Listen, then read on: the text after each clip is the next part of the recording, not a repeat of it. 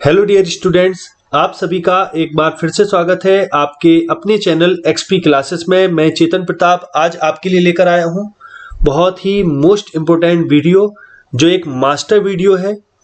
यानी इस वीडियो में आपको एक साथ कई टॉपिक मिलेंगे और आज का वीडियो है एसेस पर। और इसके अंतर्गत आपको 4 मोस्ट इम्पोर्टेंट ऐसे मिलेंगे, तो वीडियो के अंत तक बने रहें। यदि आपको वीडियो पसंद आता है तो वीडियो को लाइक करें, इस पर कमेंट करके हमें जरूर बताएं कि कौन सा ऐसे आपको सबसे अच्छा लगा। और देखते हैं इसमें कौन सा पहले आपको ऐसे मिलेगा। जो पहला ऐसे होगा वो होगा पॉल्यूशन पर, दूसरा ऐसे होगा जीएसटी पर यानी गुड्स एंड सर्विसेज टैक्स पर, तीसरा ऐसे क्लीन इंडिया मिशन पर होगा और चौथा ऐसे होगा यानी स्वच्छ भारत अभियान। क्लीन इंडिया मिशन माने स्वच्छ भारत अभियान। और चौथा जो होगा new challenges before the youth of our country, कि हमारे देश के युवाओं के सामने नई चुनौतियां। तो इस तरीके से इस वीडियो में, इस मास्टर वीडियो में आपको ये 4 मोस्ट इंपोर्टेंट ऐसे मिलेंगे। तो वीडियो को एंजॉय करें। तो चलिए शुरू करते हैं पहले ऐसे पॉल्यूशन से। पोल्यूशन पोल्यूशन माने प्रदूषण। तो शुरुआत करते हैं। इसकी जो पहली हेडिंग है वो है इंट्रोडक्शन यानी प्रस्तावना। तो pollution has become a serious problem for the bird. कि pollution has become a serious problem for the bird. कि फॉर द बर्ड यानी संसार के लिए पोल्यूशन एक गंभीर, सीरियस माने गंभीर, प्रॉब्लम माने समस्या, कि पोल्यूशन संसार के लिए गंभीर समस्या हो चुकी है। तो this problem is the cause of too much interference of man with nature. कि this problem is the cause of, ये प्रॉब्लम जो है is the cause of mean होता है कारण, too much interference, interference mean होता है हस्तक्षेप, कि बहुत अधिक हस्तक्षेप जो है मनुष्य का प्रकृति के साथ, यही इसका पोल्यूशन का कारण है। कि जो मनुष्य ने प्रकृति के साथ बहुत अत्यधिक इंटरफेरेंस कर दिया, हस्तक्षेप कर दिया प्रकृति में, उसकी वजह से ये प्रॉब्लम हो रही है। तो एज अ रिजल्ट, परिणाम स्वरूप, environment which includes air, water, soil etcetera has been polluted. परिणाम स्वरूप एनवायरमेंट यानी पर्यावरण, विच इंक्लूड्स जो इंक्लूड करता है यानी जोड़ता है, जिसमें क्या क्या आता है, एयर, वाटर, सॉइल यानी हवा, पानी और मिट्टी, एटसेट्रा हैज बीन पोल्यूटेड, वो पोल्यूटेड हो चुका है। यानी एनवायरमेंट के ये तीनों तत्व पोल्यूटेड हो चुके, प्रदूषित हो चुके। If environment is polluted, all sorts of life such as human, animal and vegetation is affected directly or indirectly. If environment is polluted, अगर environment polluted होता है तो all sorts of life, कि सभी प्रकार का जीवन, sorts माने प्रकार, जैसे कि human यानी मनुष्य, animal और vegetation माने वनस्पति, ये सारी चीजें is affected directly और indirectly। ये सारी चीजें या तो प्रत्यक्ष रूप से डायरेक्टली और इनडायरेक्टली यानी अप्रत्यक्ष रूप से प्रभावित होता है। अगर एनवायरनमेंट पोल्यूटेड है तो ये सारी चीजें प्रभावित होती हैं, या तो डायरेक्टली होती है इनडायरेक्टली। तो step by step the precious gifts of nature are being destroyed. Step by step यानी एक एक करके, द प्रेसियस गिफ्ट यानी कीमती जो उपहार है प्रकृति का, of nature, are being destroyed, ये नष्ट किए जा रहे हैं। जो प्रकृति के कीमती उपहार हैं ये नष्ट किए जा रहे हैं। Human life is being shortened by the polluted air we breathe. और human life is being shortened, जो मनुष्य का जीवन है, ह्यूमन लाइफ है, वो इज बीइंग हो रही है, शॉर्टेंड माने कम, कि वो कम की जा रही है यानी कम हो रही है, by the polluted air we breathe, उस हवा के द्वारा जो हम श्वास लेते हैं, इसको ब्रीथ करते हैं। And unhealthy water we drink, और वो अस्वास्थ्यकर, अनहेल्दी माने वह जो स्वास्थ्य के लिए हानिकारक हो, अनहेल्दी वाटर वी ड्रिंक, और उस पानी से जो अनहेल्दी पानी है जो हम पीते हैं, तो उससे जीवन हमारा छोटा हो रहा है। नेक्स्ट हेडिंग है there are 3 kinds of pollution. अब काइंड्स ऑफ पोल्यूशन यानी 3 प्रकार का पोल्यूशन है। एयर पोल्यूशन, तो पहला जो है एयर पोल्यूशन है। तो air pollution is caused by the smoke coming out of the chimneys of factories, mills and workshop etcetera. अब air pollution is caused by, ये किसके कारण होता है, कॉज्ड बाय द स्मोक, धुएं के कारण, coming out of the chimneys, जो चिमनी वगैरह से जो धुआं आता है, जैसे ऑफ फैक्ट्रीज, फैक्ट्री की चिमनी से, और मिल्स की और वर्कशॉप वगैरह की चिमनियों से जो धुआं निकलता है उसके कारण एयर पोल्यूशन होता है। Mills producing chemicals and acid give out such a foul smell that it becomes difficult to breathe. अब मिल्स प्रोड्यूसिंग केमिकल, अब वे मिलें जो केमिकल प्रोड्यूस करती है, उत्पन्न करती है और एसिड उत्पन्न करती है, गिव आउट वो बाहर निकालती है, गिव आउट बाहर देती है, क्या देती है, सच अ फॉल स्मेल, ऐसी गंदी स्मेल, फॉल माने गंदी, बेकार स्मेल, कि दैट कि it becomes difficult to breathe, कि सांस लेना भी डिफिकल्ट हो जाता है, कठिन हो जाता है। एयर पोल्यूशन में cause lung diseases, air pollution से लंग डिसीजेस हो सकती हैं, अस्थमा हो सकता है, आई फ्लू हो सकता है यानी आंखों का रोग हो सकता है, हेडेक यानी सिर दर्द भी हो सकता है। तो इस वजह से ये सारी चीजें हो सकती हैं। नेक्स्ट हेडिंग है वाटर पोल्यूशन यानी जल प्रदूषण। तो water is the basis of life, कि जो पानी है वो जीवन का बेसिस है, आधार है। Water is the basis of life. It is the greed of man to get more and more money pollutes it. It is the greed of man, ये मनुष्य का ग्रीड है, लालच है। To get more and more money, to get माने पाना, कि ज्यादा से ज्यादा पैसे पाने का ये मनुष्य का लालच है। पॉल्यूट्स इट, कि जो इसको पॉल्यूट करता है, यानी मनुष्य का अधिक से अधिक धन कमाने का, जो धन पाने का जो लालच है वही इसको पॉल्यूट करता है। The owner of the industries dump waste material either on the surface of the earth or in canals और रिवर्स। जो ओनर माने मालिक ऑफ द इंडस्ट्रीज, जो इंडस्ट्रीज के मालिक हैं, वो डंप कर देते यानी खुला छोड़ देते या वहां इकट्ठा कर देते, जमा कर देते वेस्ट मटेरियल को, आइदर माने या तो on the surface of the earth, पृथ्वी की सरफेस पर, सतह पर, और अथवा इन कैनल्स और रिवर्स, या कैनल्स माने नहर और नदियों पर डंप कर देते हैं। सो वाटर इज पॉल्यूटेड, इसलिए वाटर जो होता है पॉल्यूटेड हो जाता है। People use this polluted water and invite a number of diseases. लोग इस पॉल्यूटेड वाटर को प्रयोग करते हैं एंड इनवाइट और आमंत्रित करते हैं कई डिसीजेस को, बीमारियों को। नंबर ऑफ डिसीजेस माने कई बीमारियों को, इनवाइट मीन आमंत्रित करना। नेक्स्ट, तो ये हो गया ये हेडिंग। हाँ, नेक्स्ट देखते हैं नॉइज पॉल्यूशन। अब ध्वनि प्रदूषण। तो noise pollution is dangerous to life. ध्वनि प्रदूषण जो है वो जीवन के लिए बहुत डेंजरस है, घातक है। इट इज सेड दैट, ये कहा जाता है कि noise more than 80 decibels causes deafness, कि वह नॉइज जो मोर देन 80 डेसिबल, जो 80 डेसिबल से अधिक है, कॉजेज कारण बनती है, डीफनेस यानी बहरेपन का कारण बनती है, एंड अदर डिसीजेस और अन्य बीमारियों का। ये कहा जाता है कि जो ध्वनि 80 डेसिबल से अधिक होती है वो बहरेपन और अदर डिसीजेस का कारण बनती है। In large cities the roar of vehicle is unbearable. अब बड़े बड़े शहरों में, लार्ज सिटीज, द रोर माने दहाड़ना, व्हीकल, अब वाहनों का दहाड़ना यानी वाहनों की जो ध्वनि है वो क्रिएट नॉइज पोल्यूशन। वो क्या करती है, in large cities the roar of vehicles is unbearable, कि जो वाहनों की जो आवाज है, रोर है, वो अनबियरेबल हो जाती, असहनीय हो जाती। Engine and horns of vehicles create noise pollution. अब जो इंजन है और हॉर्न है व्हीकल्स के, वाहनों की, वो नॉइज पोल्यूशन को क्रिएट करते हैं, which is harmful for physical and mental health, कि जो हार्मफुल होता है, घातक होता है, नुकसानदेह होता है फिजिकल, शारीरिक, मेंटल और मानसिक स्वास्थ्य के लिए, हेल्थ के लिए। इसलिए engine and horns of vehicle, जो इंजन और हॉर्न्स ऑफ व्हीकल यानी वाहनों की जो ध्वनियां वगैरह है, उससे नॉइज पोल्यूशन होता है, जो शारीरिक और मानसिक स्वास्थ्य के लिए हानिकारक होता है। Next heading, how to check pollution. अब पोल्यूशन को कैसे चेक करें, रोकें। चेक मीन होता है रोकना। तो टू चेक पोल्यूशन यानी पोल्यूशन को चेक करने के लिए we should take strict step, हमें स्ट्रिक्ट स्टेप लेना चाहिए, यानी बहुत जोरदार कठोर कदम, स्टेप्स माने कदम उठाना चाहिए हमें। The debris of industries should not be dumped on the surface of the earth or in the rivers। अब जो डेब्रिस ऑफ इंडस्ट्रीज, जो उद्योगों का जो कचरा है, डेब्रिस है, डेब्रिस माने होता है कचरा, जो कचरा है उद्योगों का, should not be dumped, उसको डंप नहीं किया जाना चाहिए on the surface of the earth और in the river, या तो धरती के सरफेस पर या नदियों में उसको डंप नहीं किया जाना चाहिए, यानी उद्योगों का कचरा धरती के ऊपर या नदियों में डंप ना किया जाए, इकट्ठा ना किया जाए।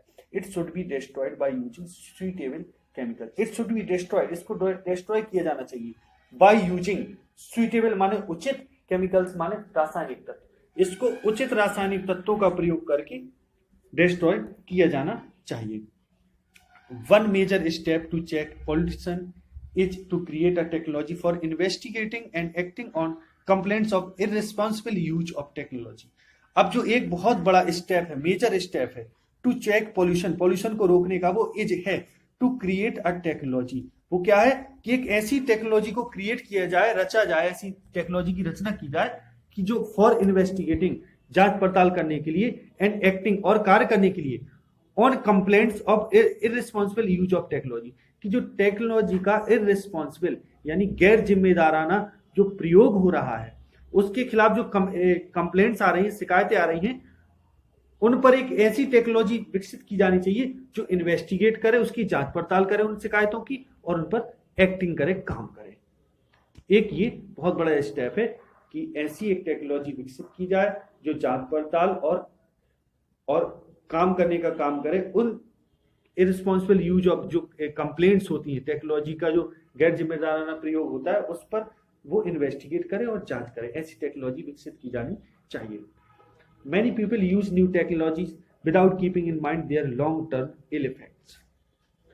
अब कई लोग यूज करते हैं टेक्नोलॉजी का, many people use new technology, कई लोग नई तकनीकों का प्रयोग करते हैं विदाउट कीपिंग इन माइंड, बिना ये चीज दिमाग में रखे, दिमाग में कीप करे हुए, कीप मीन होता है रखना, their long term ill effect, कि उनका लंबे समय तक अगर प्रयोग हुआ तो इल इफेक्ट होगा, बुरा प्रभाव पड़ेगा। तो इसको बिना दिमाग में रखे वे टेक्नोलॉजी, नई तकनीकों का प्रयोग करते हैं।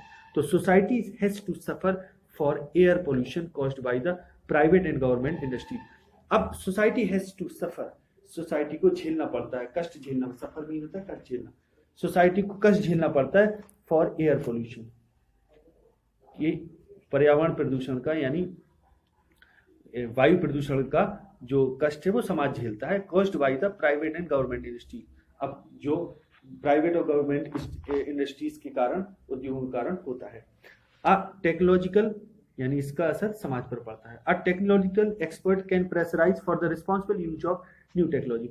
और अगर कोई एक टेक्नोलॉजिकल एक्सपर्ट है यानी तकनीकी विशेषज्ञ है, वो प्रेशराइज कर सकता है, वो प्रेशर कर सकता है, जोर दे सकता है, यानी दबाव डाल सकता है for the responsible use of new technology, कि नई टेक्नोलॉजी का, नई तकनीक का एक रिस्पॉन्सिबल यूज हो, यानी एक जिम्मेदार वाला एक प्रयोग, यानी जिम्मेदार युक्त प्रयोग, यानी जिम्मेदारी से उसका प्रयोग किया जाए टेक्नोलॉजी का। एंड स्टेप, अब जो दूसरा स्टेप है, and the step can be the use of less harmful technology.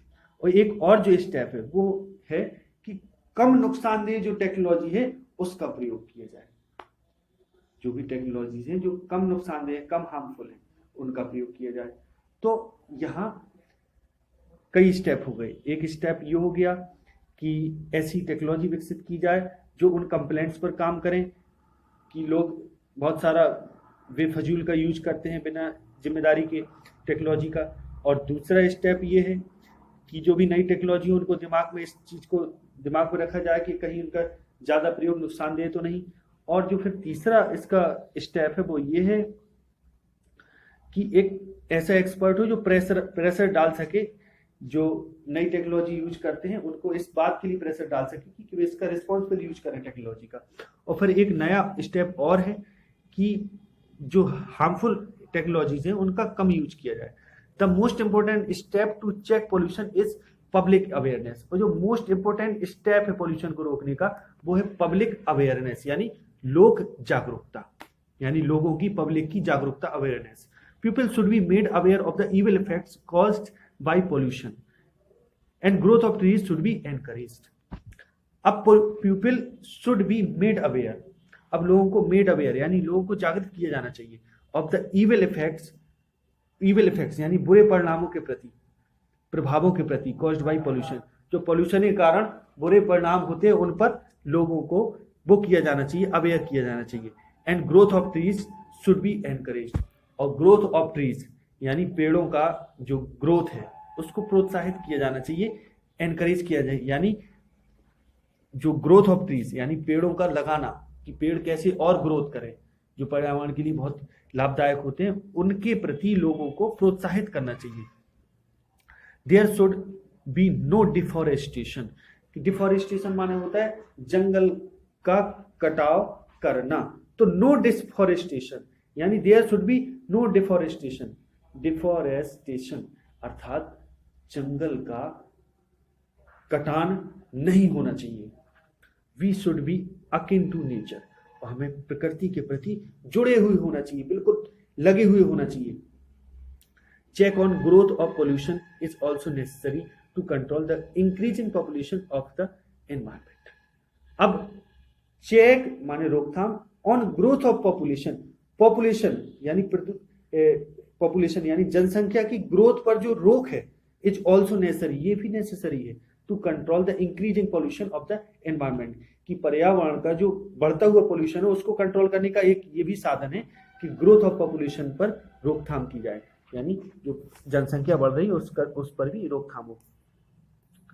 Next heading conclusion यानी निष्कर्ष। तो keeping in mind the seriousness of the problem, keeping in mind कि माइंड में रखते हुए the seriousness of the problem, कि जो problem है इसकी गंभीरता को दिमाग में रखते हुए, the government of India has set up the department of environment to control pollution, कि भारत सरकार ने हैज सेट अप, भारत सरकार स्थापित कर चुकी है, एनवायरमेंट स्थापित कर चुकी है द डिपार्टमेंट ऑफ एनवायरमेंट, कि पर्यावरण के एक विभाग को स्थापित कर चुकी है पॉल्यूशन को रोकने के लिए। The people of the country should also cooperate with the environment, और लोग देशवासियों को भी, people of the country should also cooperate, लोगों को भी कोऑपरेट करना चाहिए, सहयोग करना चाहिए एनवायरमेंट के साथ।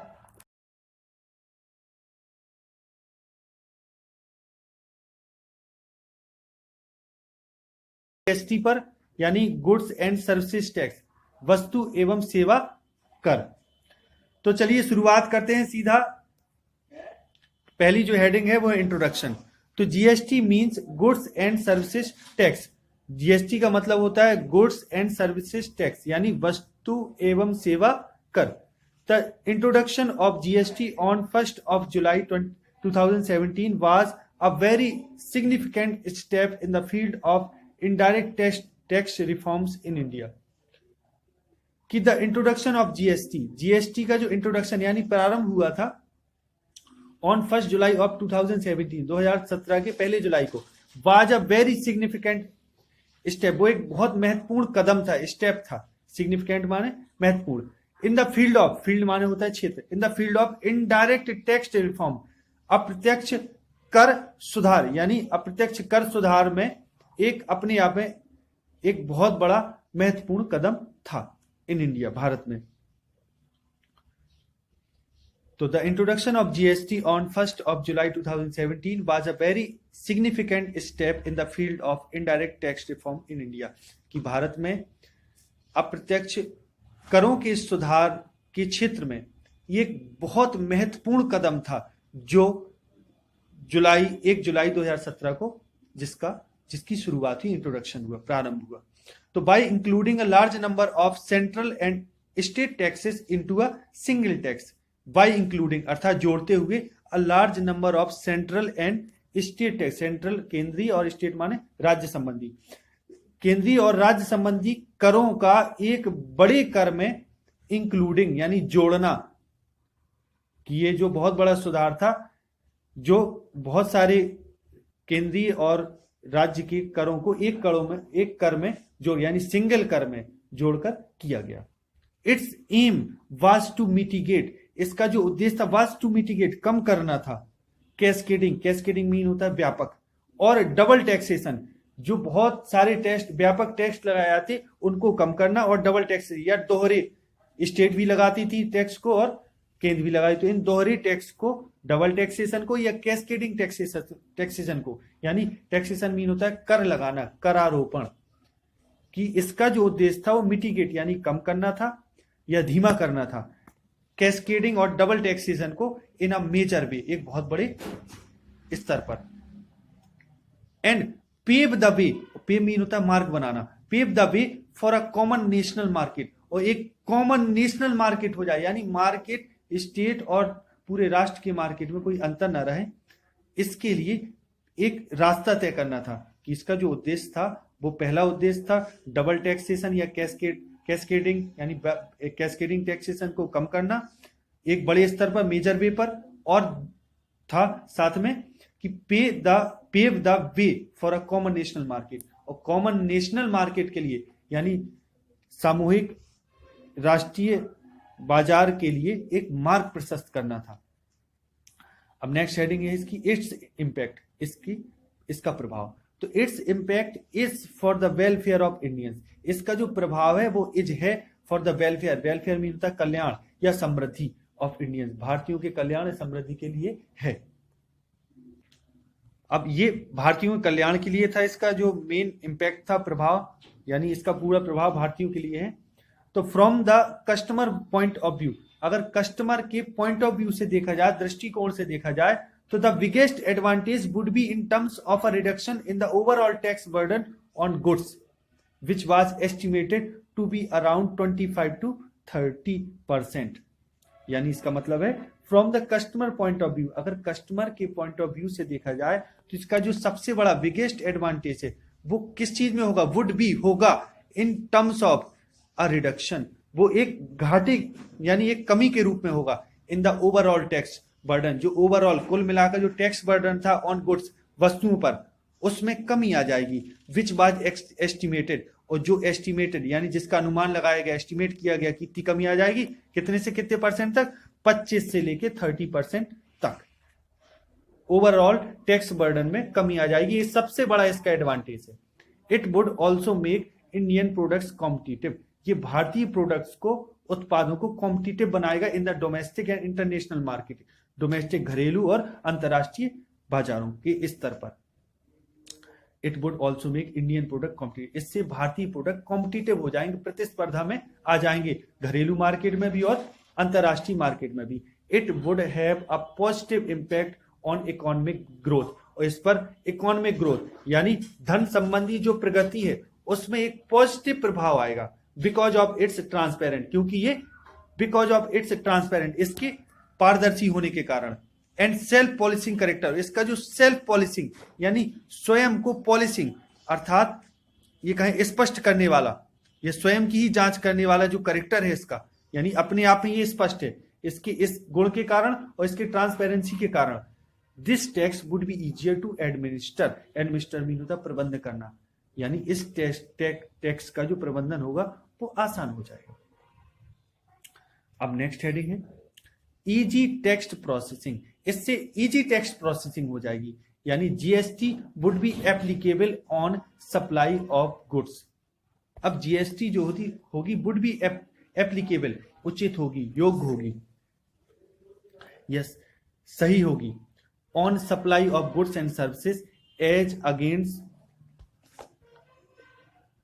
तो GST would be applicable on supply of goods, ये supply of goods and services जो वस्तु और सेवाओं की जो पूर्ति है उसमें ये एप्लीकेबल होगी, उपयुक्त होगी। As against the present concept of tax, किसके विरोध में, the present concept of tax on the manufacture of good, जो वस्तुओं के निर्माण में जो कर का जो कॉन्सेप्ट है उसके खिलाफ इसमें थोड़ा उपयुक्तता आएगी इसकी सप्लाई में, यानी वस्तुओं की सप्लाई में, वस्तु और सेवाओं की सप्लाई में जो अभी तक कठिनता थी वो सरलता में बदल जाएगी, उपयुक्त हो जाएगी वो चीज। और जो मैन्युफैक्चर स्तर पर यानी निर्माण स्तर पर जो टैक्स का कॉन्सेप्ट था उसके खिलाफ ये थोड़ा उपयुक्त होगा, हल्का लचीला होगा। GST it would not be origin based taxation, ये ओरिजिन बेस्ड टैक्सेशन नहीं होगा, यानी उद्गम से संबंधित करारोपण नहीं होगा, but it would be destination based consumption taxation, बल्कि ये गंतव्य से संबंधित बेस्ड कंजम्पशन यानी खपत वाला टैक्सेशन होगा। यानी इसका मतलब है कि जो ओरिजिन बेस्ड, कोई चीज जहां से उद्गमित हो रही यानी जहां से जो चीज जिसका निर्माण हो रहा वहां से संबंधित नहीं होगा ये टैक्स, ये होगा टैक्स संबंधित जब कोई चीज अपने लक्ष्य तक पहुंच जाएगी, वहां खपत होने की स्तर पर पहुंचेगी, वहां इसका टैक्सेशन होगा। तो it would be dual GST with centre and the state simultaneously, ये वुड बी डुअल, ये दोहरी जीएसटी होगी, सेंटर और स्टेट्स के साथ, केंद्र और राज्यों के साथ सिमल्टेनियसली अर्थात एक साथ, कि केंद्र और राज्यों के साथ एक साथ, ये डुअल जीएसटी कहलाएगी। जीएसटी टू बी लेवीड, अब वो जीएसटी जो लेवीड यानी लागू की जाती है by the centre would be called central GST, वो सेंट्रल जीएसटी कहलाएगी, अथवा और CGST, and that to be levied, और दैट वो टू बी लेवीड जो लेवीड लागू की जाती है बाय द स्टेट्स, स्टेट राज्यों द्वारा। अब राज्यों में क्या क्या इंक्लूड करेंगे, इंक्लूडिंग यूनियन टेरिटरीज और विद लेजिस्लेचर, यानी जो अपने, तो यूनियन टेरिटरीज अर्थात केंद्र शासित, और विद लेजिस्लेचर मीन होता है विधानमंडल, कि विधानमंडलों के साथ जो केंद्र शासित प्रदेश हैं उनमें स्टेट्स, मतलब केंद्र शासित प्रदेशों को साथ में शामिल करते हुए जो स्टेट्स लगाएगा जो भी जीएसटी, वो would be called state GST, उसको स्टेट जीएसटी कहेंगे, और SGST या उसको SGST कहेंगे, यानी जो केंद्र लगाएगा उसको CGST बोलेंगे यानी सेंट्रल जीएसटी, और जो स्टेट्स अन्य राज्यों के साथ मिलके, यानी जो केंद्र शासित राज्य होते हैं और उनकी विधानमंडल होते हैं उनके साथ मिलके ये जो स्टेट्स लगाएगा वो कहलाएगा SGST यानी स्टेट जीएसटी। और यूनियन टेरिटरीज विदाउट लेजिस्लेचर, और वे केंद्र शासित प्रदेश जो जिनमें विधानमंडल नहीं है, would levy union territory GST, वो लेवी माने होता है लागू करना या कर लगाना, वे यूनियन टेरिटरी जीएसटी लगाएंगे, यानी उनकी जो जीएसटी होगी वो कहलाएगी UTGST। अब नेक्स्ट हेडिंग है इसकी, हेल्पफुल टू इंडियाज इकोनॉमी, भारतीय इकोनॉमी यानी अर्थ में यह मददगार। तो GST will help to create a unified common national market for India, giving a boost to foreign investment and make in India campaign. अब जीएसटी विल हेल्प, ये मदद करेगी टू क्रिएट अ यूनिफाइड मतलब होता है एक सा, या कहें कि इकट्ठा या एक आत्मीय, common national market for India, यानी एक सा कॉमन नेशनल मार्केट हो जाएगा भारत के लिए, गिविंग अ बूस्ट, जिससे एक बूस्ट मिलेगा, एक थोड़ा बल मिलेगा, एक ताकत मिलेगी, ऊर्जा मिलेगी, टू फॉरेन इन्वेस्टमेंट, फॉरेन विदेशी निवेश को, यानी इन्वेस्टमेंट माने निवेश, फॉरेन माने विदेशी निवेश को एक बूस्ट मिलेगा, यानी कहने के बाद उसको थोड़ा ताकत मिलेगी, and make in India campaign, और जो मेक इन इंडिया कैंपेन है उसको भी बूस्ट मिलेगा। इट विल यानी थोड़ा ताकत मिलेगी, ये इन चीजों में ग्रोथ होगी। It will boost export and manufacturing activity, ये एक्सपोर्ट मीन होता है कोई चीज निर्यात, यानी एक अपने देश से कोई चीज बाहर ले जाना बेचने के लिए, तो ये इससे एक्सपोर्ट भी बूस्ट होगा, और मैन्युफैक्चरिंग एक्टिविटी यानी निर्माण संबंधी क्रियाकलाप भी इसमें बूस्ट हो जाएगा, अर्थात इसको ऊर्जा प्रदान हो जाएगी। आगे, it will also generate more employment, इससे ज्यादा मोर एम्प्लॉयमेंट भी मिलेगा, यानी रोजगार बढ़ेगा, एंड दस इंक्रीज GDP, इससे GDP बढ़ेगी, विद गेनफुल एम्प्लॉयमेंट यानी गेनफुल लाभदायक रोजगार के साथ, लीडिंग टू इकोनॉमिक ग्रोथ, जो लीड करेगी आगे जाएगी इकोनॉमिक ग्रोथ तक। GDP मतलब होता है ग्रॉस डोमेस्टिक प्रोडक्ट, इससे ग्रॉस डोमेस्टिक यानी सकल घरेलू उत्पाद भी बढ़ेगा, जो आगे जाके गेनफुल यानी एक लाभदायक एम्प्लॉयमेंट तक जाएगा, और जिससे कि इकोनॉमिक ग्रोथ भी आगे लीड होगी, बढ़ेगी। नेक्स्ट हेडिंग है इसी को देखते हैं पहले फिर से। It will also generate more employment, इससे ज्यादा एम्प्लॉयमेंट भी जनरेट होगा, उत्पन्न होगा, और 10 इस प्रकार से जीएसटी बढ़ेगी, जिसमें गेनफुल, जब जीएसटी बढ़ेगी तो गेनफुल लाभदायक एम्प्लॉयमेंट यानी रोजगार भी बढ़ेगा, और लीडिंग टू इकोनॉमिक ग्रोथ, जो लीड करेगा आगे जाएगा इकोनॉमिक ग्रोथ तक, यानी इकोनॉमिक ग्रोथ भी जिससे ओवरऑल तरीके से हम कहें बढ़ेगी। अब नेक्स्ट हेडिंग है कंक्लूजन। तो through GST the government would improve the overall investment climate in the country, कि थ्रू जीएसटी के जरिए गवर्नमेंट वुड इंप्रूव मीन होता है सुधारना, गवर्नमेंट सुधारेगी द ओवरऑल यानी कुल मिलाकर जो इन्वेस्टमेंट क्लाइमेट है, यानी जो इन्वेस्टमेंट का माहौल है, निवेश का माहौल है इन द कंट्री, देश में, उसको सुधारेगी। It will naturally benefit the economic development of the nation, और ये प्राकृतिक रूप से बेनिफिट लाभ पहुंचाएगा, जो भारत का अर्थ संबंधी विकास है ऑफ द नेशन। ये अपना क्लीन इंडिया मिशन पर, यानी स्वच्छ भारत अभियान पर, या ये कहें कि need to keep cleanliness and hygiene in life, कि नीड टू कीप मीन होता है रखना, क्लीनिनेस अर्थात सफाई, एंड हाइजीन माने होता है स्वास्थ्य संबंधी भी होता है और स्वच्छता भी होता है। तो इन लाइफ, तो जीवन में स्वच्छता और स्वास्थ्य का क्या महत्व है और क्लीनिनेस की क्या जरूरत है, तो इस पर ये निबंध है। तो चलिए शुरू करते हैं। ये मोस्ट इंपोर्टेंट ऐसे है, तो चलिए शुरू करते हैं इस ऐसे को सीधा। इंट्रोडक्शन, पहली हेडिंग है introduction. Someone is truly said that cleanliness is next to God, कि someone is truly said, कि किसी ने सच में कहा है, that कि cleanliness is next to God, कि God के बाद अगर कुछ है तो वो है स्वच्छता यानी cleanliness। It is very important to make people healthy and happy, ये it is very important, ये बहुत important है। to make people healthy, make माने बनाना, पीपल हेल्दी एंड हैप्पी, लोगों को स्वस्थ और खुश बनाने के लिए बहुत जरूरी है, यानी लोगों को स्वास्थ्य और खुशी प्रदान करने के लिए बहुत आवश्यक है। Clean India mission has become a national level campaign और organised by the government of India.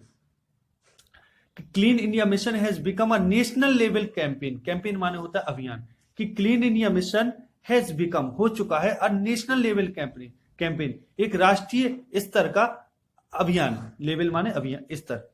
तो ऑर्गेनाइज्ड बाय, जो ऑर्गेनाइज किया गया है यानी आयोजित किया गया है गवर्नमेंट ऑफ इंडिया यानी भारत सरकार द्वारा। It is also known as Swachh Bharat अभियान, ये स्वच्छ भारत अभियान के रूप में भी जाना जाता है। It was launched by our prime minister Narendra Modi on the birthday of Gandhi ji, कि इट वाज लॉन्च्ड, इसका शुभारंभ हुआ था। लॉन्च माने होता है शुभारंभ होना, by our prime minister Narendra Modi, हमारे प्राइम मिनिस्टर नरेंद्र मोदी द्वारा, on the birthday of Gandhi ji, कि गांधी जी के जन्मदिन पर। अर्थात I.E. का मतलब होता है नेमली, इधर हमने लिखा हुआ है I.E. अर्थात नेमली यानी अर्थात, इसका मतलब होता है अर्थात और अथवा। ऑन 2 अक्टूबर 2014, यानी 2 अक्टूबर को गांधी जी का जन्मदिन होता है, तो 2 अक्टूबर 2014 को इसका प्रधानमंत्री नरेंद्र मोदी द्वारा इसका शुभारंभ किया गया, लॉन्च किया गया, ये मिशन लॉन्च हुआ। It was started from Rajghat at New Delhi, कि न्यू दिल्ली के राजघाट से स्टार्ट हुआ, शुरू हुआ। There prime minister himself took broom, वहां देयर माने वहां, prime minister himself took broom, prime minister ने हिमसेल्फ माने स्वयं, टुक माने ली और ब्रूम माने झाड़ू, कि स्वयं उन्होंने झाड़ू उठाई, एंड क्लीन्ड अ रोड, और एक रोड को साफ किया, क्लीन किया। This is India's biggest campaign, ये भारत का सबसे बड़ा अभियान है। Prime minister nominated 9 famous personalities for the task and they took up the challenge and they nominated 9 more people and so on, कि प्राइम मिनिस्टर नॉमिनेटेड मतलब होता है नामित किया, यानी किसी का नाम देना। तो प्रधानमंत्री ने 9 फेमस पर्सनैलिटीज यानी 9 प्रसिद्ध व्यक्तित्व को नॉमिनेट किया, यानी उनका नाम दिया, फॉर द टास्क मीन होता है कार्य, दिया गया कार्य। तो इस कार्य के लिए प्रधानमंत्री ने 9 प्रसिद्ध पर्सनैलिटीज को यानी व्यक्तित्व को नामित किया, and they took up the challenge, और उन्होंने इस चैलेंज को स्वीकार किया। And they nominated 9 more people, और उन्होंने 9 अन्य लोगों को नॉमिनेट किया, एंड सो ऑन, और इसी प्रकार आगे भी जो और 9 अन्य लोग होंगे 9 अगले करेंगे, फिर इस प्रकार से, और ये जो श्रृंखला है, चेन है, आगे बढ़ा दी गई। It has been carried forward since then, carried forward, it has been, अब हैज बीन का मतलब होता है लगातार कोई काम हो रहा है। It has been carried forward, ये लाई गई, फॉरवर्ड सिंस देन, तब से ये आगे फॉरवर्ड की गई, with famous personalities from all fields, उन फेमस पर्सनैलिटीज के साथ, व्यक्तित्व के साथ, जो समस्त क्षेत्रों के से थे, यानी अलग अलग क्षेत्रों के जो पर्सनैलिटीज थे, व्यक्तित्व थे, यानी महान लोग थे, बड़े बड़े लोग थे, उनके माध्यम से ये कैरीड फॉरवर्ड यानी आगे ले जाई गई, और तब से ही। नेक्स्ट हेडिंग है इट्स ऑब्जेक्ट, इसका उद्देश्य। तो the vision of this campaign is clean India. अब जो इसका विजन है, जो उद्देश्य है, वो है क्लीन इंडिया यानी स्वच्छ भारत का इसका उद्देश्य है। तो it aims to accomplish the vision by 2 October 2019, कि इसका जो उद्देश्य एम है टू अकम्प्लिश, अकम्प्लिश माने होता है पूरा करना, इसका उद्देश्य, इस विजन को जो पूरा करने का उद्देश्य है वो 2 अक्टूबर तक है, 2019 2 अक्टूबर तक। This date is the 150th birthday of Mahatma Gandhi, कि ये डेट 150वां बर्थडे है महात्मा गांधी का, यानी 2 अक्टूबर 1914 को गांधी जी का 150वां जन्म दिवस हो जाएगा। उस दिन इस कार्य को पूरा करने का लक्ष्य रखा गया। तो this campaign is beyond party and politics, ये जो अभियान है इस बियॉन्ड, परे है, बाहर है, यानी उसकी पार्टी के, किसी भी दल के या पॉलिटिक्स राजनीति के, and only inspired by patriotism, और एकमात्र इंस्पायर्ड है, प्रेरित है, पेट्रियटिज्म मीन देशभक्ति से, कि केवल देशभक्ति से प्रेरित है, और ये पार्टी और पॉलिटिक्स से ऊपर है, बियॉन्ड है। नेक्स्ट हेडिंग है the various steps under its object. अब इसके उद्देश्य के अंतर्गत कई स्टेप्स, कई चरण या कदम, कि the various steps of the programme are 10। अब जो वेरियस स्टेप्स हैं वो इस प्रोग्राम के भी कुछ इस प्रकार से हैं, 10 माने इस प्रकार से। पहला है to eliminate open defecation. To eliminate mean हटाना, ओपन यानी खुला, डिफिकेशन मीन होता है, डिफेकेशन मीन होता है मल त्याग, कि जो खुले में मल त्याग है उसको बंद करना या रोकना, इलिमिनेट करना। कन्वर्जन ऑफ इनसैनिटरी टॉयलेट्स, जो अस्वास्थ्यकर, इनसैनिटरी मतलब जो स्वास्थ्य से संबंधित नहीं है, उन टॉयलेट्स का कन्वर्जन यानी उनको बदलना, काय में बदलना, टू पोर फ्लश टॉयलेट्स, एक फ्लश टॉयलेट में बदल देना, कि जहां मल रुके नहीं, मल निकल जाए, ऐसे टॉयलेट्स में उनको, जो फ्लश करने वाले टॉयलेट होते हैं, साफ तेजी से साफ करने वाले मतलब टॉयलेट होते हैं, उन टॉयलेट में बदल देना। अब तीसरा है to eradicate manual scavenging.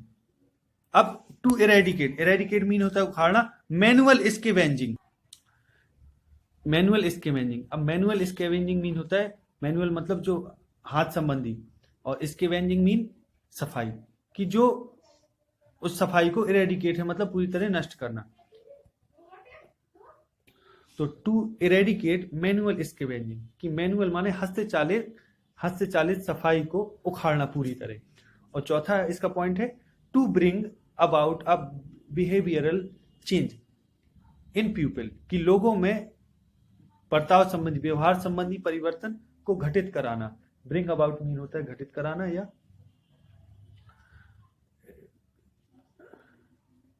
to bring about a behavioral change in people regarding healthy sanitation practices। अब to bring about यानी लाना या घटित करना, a behavioral change एक वर्ताव संबंधी या व्यवहार संबंधी परिवर्तन लोगों में, रिगार्डिंग माने होता है संबंध, हेल्दी सैनिटेशन प्रैक्टिसेस जो स्वास्थ्य संबंधी सैनिटेशन प्रैक्टिसेस है, यानी सैनिटेशन माने होता है स्वास्थ्य, कुछ स्वास्थ्य संबंधी जो भी सैनिटेशन प्रैक्टिसेस है, क्रियाएं हैं, उनके प्रति लोगों में एक व्यवहार में उनके चेंज लाना, ये इसका एक स्टेप है। फिर पांचवा to generate the awareness among the citizen about sanitation, कि सैनिटेशन के प्रति यानी स्वास्थ्य के प्रति लोगों में एक अवेयरनेस, एक जागरूकता को जनरेट करना, कि लोग जागरूक हो जाएं, इसको समझने लगे। अब जो नेक्स्ट है इसका to create enabling environment, enabling माने होता है सक्रिय, to create enabling environment for private sector participation in capital expenditure and operation and maintenance cost, कि टू क्रिएट एनेबलिंग एनवायरमेंट, एक सक्रिय वातावरण को क्रिएट करना प्राइवेट सेक्टर पार्टिसिपेशन के लिए, यानी जो प्राइवेट सेक्टर के बिजनेसमैन होते हैं उनके पार्टिसिपेशन के लिए एक सक्रिय वातावरण क्रिएट करना।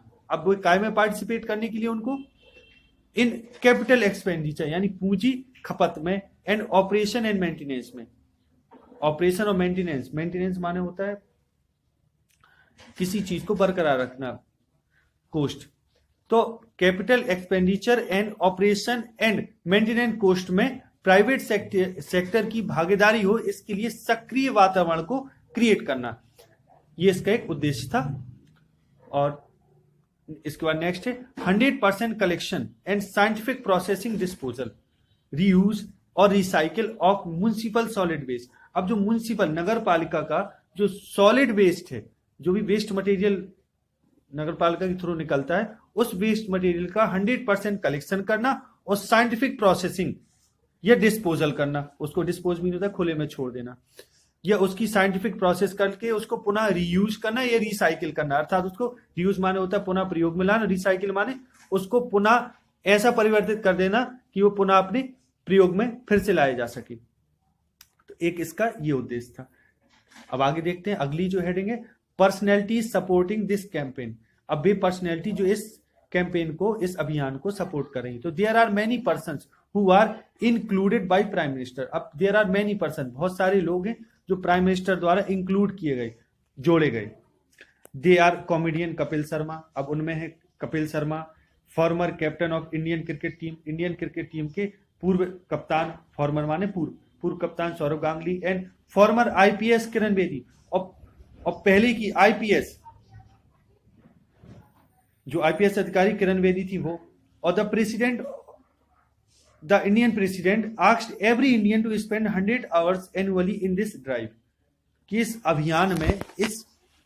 अभियान में भारतीय प्रेसिडेंट, राष्ट्रपति ने प्रत्येक इंडियन से ये कहा कि वो 100 घंटे कम से कम एनुअली, वार्षिक रूप से 100 घंटे इसको दे। यानी जो स्वास्थ्य इंडिया मिशन है, यानी क्लीन इंडिया मिशन है, इसको कम से कम वो 100 घंटे प्रत्येक व्यक्ति दे।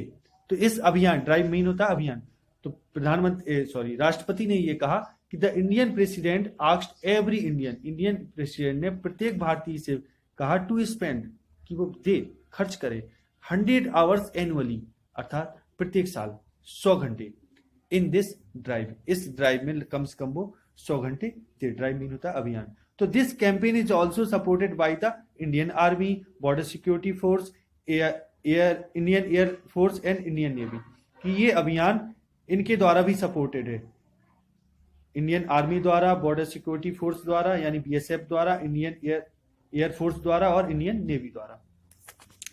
नेक्स्ट हेडिंग कंक्लूजन, अब निष्कर्ष, ये अंतिम हेडिंग है। तो this campaign of cleanliness is an effective means, ये जो अभियान है स्वच्छता का, इज एन इफेक्टिव मीन्स, एक प्रभावी साधन है, to make India happy, Bharat को खुश करने के लिए, हेल्दी करने के लिए, एंड प्रॉस्परस। टॉपिक है new challenges before the youths of our country. New challenges यानी नई चुनौतियां, before the youths of our country, कि हमारे देश के युवाओं के सामने नई चुनौतियां। तो शुरू करने से पहले मैं उन सभी स्टूडेंट से कहना चाहूँगा कि जिन्होंने अभी तक हमारे चैनल को सब्सक्राइब नहीं किया है, वे हमारे चैनल को सब्सक्राइब करें, साथ ही साथ बेल आइकन भी हिट करें, जिससे आगे जो भी हम वीडियो दें उसका नोटिफिकेशन आप तक पहुँचे। तो चलिए शुरू करते हैं। इंट्रोडक्शन। तो in words of a famous writer, एक प्रसिद्ध राइटर के शब्दों में, यूथ इज द जॉय, कि जो युवत्व है वो आनंद है। The little bird that has broken out of the eggs, little bird छोटी चिड़िया, दैट हैज ब्रोकन आउट, जो तोड़ के बाहर निकली, ऑफ द एग अंडे के, ऑफ द एग्स, जो अंडों के बाहर निकलती है, अंडे के बाहर निकलती है, एंड इज ईगरली वेटिंग, और बड़ी उत्सुकता से वेट कर रही होती है, to spread out its wing, अपनी विंग्स को स्प्रेड आउट करने की, फैलाने की, in the open sky of freedom, स्वतंत्रता के खुले आकाश में, एंड होप, और आशा के खुले आकाश में। Youth is the spring of life, कि जो युवा है वो जीवन का एक वसंत है, स्प्रिंग है। कि यहाँ युवा की तुलना एक चिड़िया से की गई है, जो अंडे के अंदर से जब बाहर निकलती तो बड़ी उत्सुक होती है खुले आकाश में, स्वतंत्रता और आशा के आकाश में उड़ने के लिए, अपने पंखों को फैलाने का तीव्रता से इंतजार कर रही होती है। तो it is the age of discovery and dreams, कि ये वो उम्र है जो डिस्कवरी, खोजों की और स्वप्न की उम्र है। Power and role of youth, की पावर, शक्ति, एंड रोल ऑफ यूथ, और युवाओं का रोल। तो इफ इंडियन यूथ, अगर Bharatiya Yuva makeup their minds, अगर अपने मन को तैयार करें, मेकअप करें, उसको तैयार करें, and work in close unity with people, लोगों के साथ बड़ी क्लोज यूनिटी यानी गहरी एकात्मता के साथ काम करें, तो they can hold the political power in their hands, तो दे कैन होल्ड, वे पकड़ बना सकते हैं पॉलिटिकल पावर में, राजनीतिक शक्ति में, इन देयर हैंड्स, अपने हाथों में ला सकते हैं राजनीतिक शक्ति को। Indian youth have the power to make our country from a developing nation to a developed nation. Indian youth have the power, कि इंडियन यूथ, भारतीय युवा में शक्ति है, टू मेक अवर कंट्री, अपने देश को बनाने की, हमारे देश को बनाने की, फ्रॉम अ डेवलपिंग नेशन, एक डेवलपिंग नेशन से टू अ डेवलप्ड नेशन, कि एक विकसित राष्ट्र बनाने में। The youth can make a world free of poverty. The youth, युवा एक संसार को बना सकते हैं, फ्री माने मुक्त, ऑफ पॉवर्टी गरीबी से मुक्त, अनएम्प्लॉयमेंट बेरोजगारी से मुक्त कर सकते, इनइक्वलिटी असमानता से मुक्त, and exploitation of man by man, कि एक मैन बाय मैन, व्यक्ति दर व्यक्ति जो शोषण हो रहा है उससे मुक्त कर सकते। एक्सप्लॉयटेशन माने शोषण। प्रॉब्लम्स एंड चैलेंजेस, अब क्या समस्याएं हैं युवाओं के सामने और क्या चुनौतियां हैं। The energy among today's youth is eloping somewhere. Eloping माने होता है इलोप करना, भाग जाना। जो एनर्जी है आजकल के युवाओं में वो कहीं भाग रही है, लीडिंग टू फ्रस्ट्रेशन। कहाँ लीड करके आगे भाग रही है? फ्रस्ट्रेशन में, निराशा में। एंड लैक ऑफ जील, और उत्साह की कमी में। The reason may be unnecessary burden in the form of competition. अब जो कारण है वो हो सकता है अनावश्यक बर्डन, अननेसेसरी बोझ, बर्डन माने बोझ, इन the form of competition, competition के रूप में, अनएम्प्लॉयमेंट के रूप में, बेरोजगारी के रूप में। And lack of job skills, और नौकरी की जो स्किल्स है, योग्यता है, उसकी कमी के रूप में। एंड स्किल, और स्किल के रूप में वेस्ट जॉब, और स्किल बेस्ड जॉब की कमी के रूप में, एटसेट्रा आदि। एट प्रेजेंट, वर्तमान में Indian youth are also facing acute pressure in every field from getting job to performance at the job. Indian youth at present, वर्तमान में Indian youth are also facing, कि भारतीय युवा फेस भी कर रहा है एक्यूट प्रेशर, तीव्र दबाव, इन एवरी फील्ड, प्रत्येक क्षेत्र में, from getting job to performance, कि जॉब पाने से लेकर परफॉर्मेंस तक, एट एवरी जॉब, प्रत्येक जॉब में, जॉब पाने से लेकर प्रत्येक जॉब में परफॉर्मेंस तक वो प्रेशर झेल रहा है, तेज प्रेशर झेल रहा है। Over population has made life very competitive right from the time they enter secondary school, कि जब वे सेकेंडरी स्कूल में एंटर करते हैं ठीक उसी समय से over population has made life very competitive, कि ओवर पॉपुलेशन यानी अतिरिक्त जनसंख्या ने जो जीवन है युवाओं का वो बहुत कॉम्पिटिटिव बना दिया, प्रतिस्पर्धी बना दिया। कि राइट फ्रॉम, ठीक कब से? The time they enter secondary school, जब वे सेकेंडरी स्कूल में आते हैं। टुडेज यूथ, आज का जो युवा है, are concern with the issue of corruption, वो करप्शन, भ्रष्टाचार के इशू, मुद्दों से संबंधित है, यानी उसमें लगा हुआ है। मोर देन एनीथिंग एल्स, अन्य किसी चीज की अपेक्षा, अन्य और किसी चीज की अपेक्षा अधिक वो लगा हुआ है, भ्रष्टाचार के मुद्दों से जुड़ा हुआ है। Wealth has become the status in the society, अब जो धन है वो समाज में एक रुतबा बन चुका है, धन स्टेटस बन चुका है, स्थिति बन चुका है। The youth are also affected by these values, और इन मूल्यों से यूथ भी यानी युवा भी अफेक्टेड है, प्रभावित है। And try to adopt shortcuts to rise fast in life, और ट्राई टू अडॉप्ट शॉर्टकट, और शॉर्टकट अपनाने की कोशिश कर रहा है, to rise fast in life, जीवन में राइज करने के लिए, तेजी से उन्नति करने के लिए। And the common problem that a youth faces, अब जो एक अन्य सामान्य समस्या जो एक युवा फेस करता है, इज प्रेशर फ्रॉम फ्रेंड्स, वो मित्रों से दबाव है। कंक्लूजन, निष्कर्ष, the youth are problem solvers, अब जो युवा होता है वो प्रॉब्लम सॉल्वर से, समस्या को हल करने वाला। They have a positive influence on other people, उनका एक सकारात्मक प्रभाव होता है, छाप होती है अदर पीपल पर, दूसरे लोगों पर, एंड द नेशन, और राष्ट्र पर। एंड आर एक्सट्रीमली एम्बिशियस, और जो युवा होते हैं ना वो अत्यधिक एम्बिशियस होते हैं, महत्वाकांक्षी होते हैं। They have the ability to create an identity for themselves, उनके पास एक क्षमता होती है टू क्रिएट एन आइडेंटिटी, एक पहचान क्रिएट करने की, रचना करने की, क्रिएट माने रचना करना, फॉर देमसेल्फ स्वयं के लिए, and move the nation forward, और देश को आगे मूव कराने के लिए, बढ़ाने के लिए, फॉरवर्ड माने आगे।